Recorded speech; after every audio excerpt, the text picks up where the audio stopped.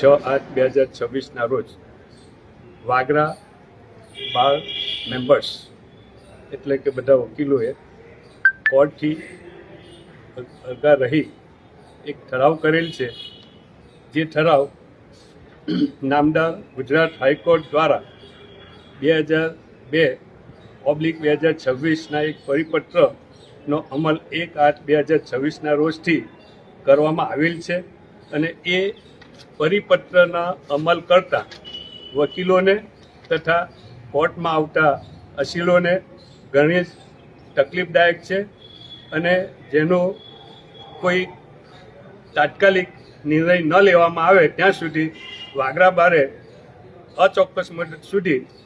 કોર્ટની કાર્યવાહીથી અલગ રહેવાનો નિર્ણય કરી ઠરાવ કરેલ છે. આ ઠરાવ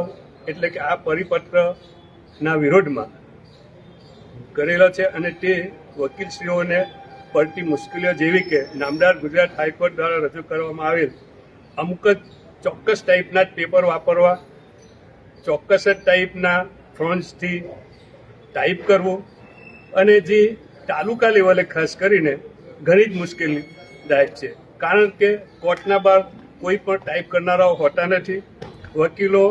પોતે કોર્ટની કાર્યવાહીમાં હોય, કોઈ આરોપી આવે ન આવે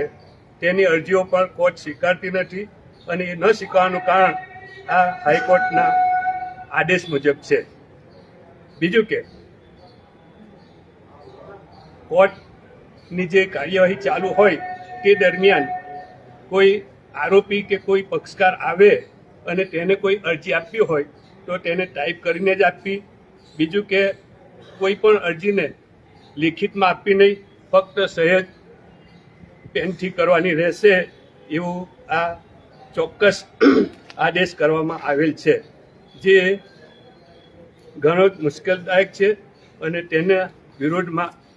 હાલની આ જે ઠરાવ કરી વકીલોએ હડતાલ કરેલ છે.